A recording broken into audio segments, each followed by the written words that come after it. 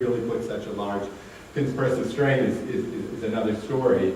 In fact, this shows the stress on the right axis here. So the stress here is on the order of 100 kilobars. So I think it's probably too high for any reasonable epitaxial compressive strain. So probably, all of the reasonable results are in this region over here.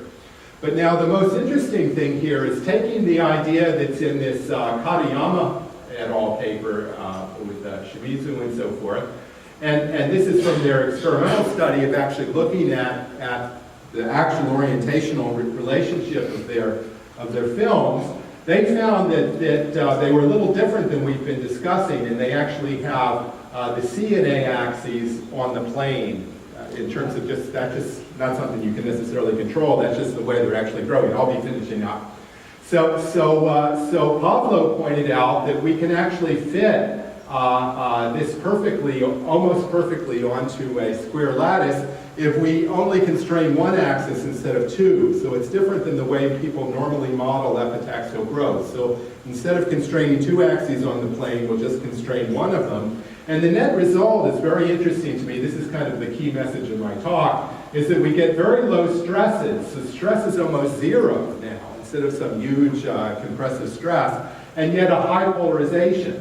So so what's happening is we're allowing it to relax in 2 out of 3 directions, and instead of normally when people do these epitaxial modeling, they constrain 2 directions and let only relax in the 3rd. Okay, well that's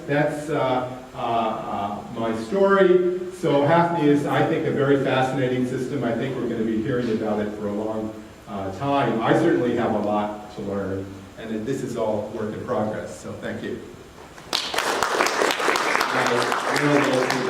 So I'll let you decide if this talks. So we have time maybe for one very quick question.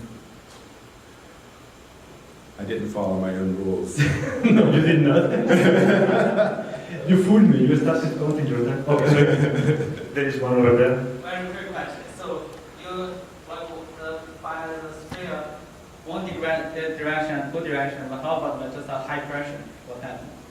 Excuse me? How about high pressure?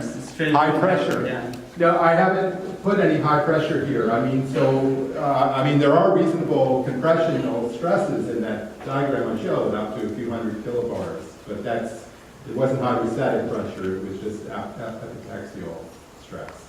But in this one at the end that I showed, the stresses are actually quite low. It's just if you orient it in a way that it really fits on the surface, you can stabilize both the polar phase and reasonably low stresses. Okay, so let's thank our speaker again.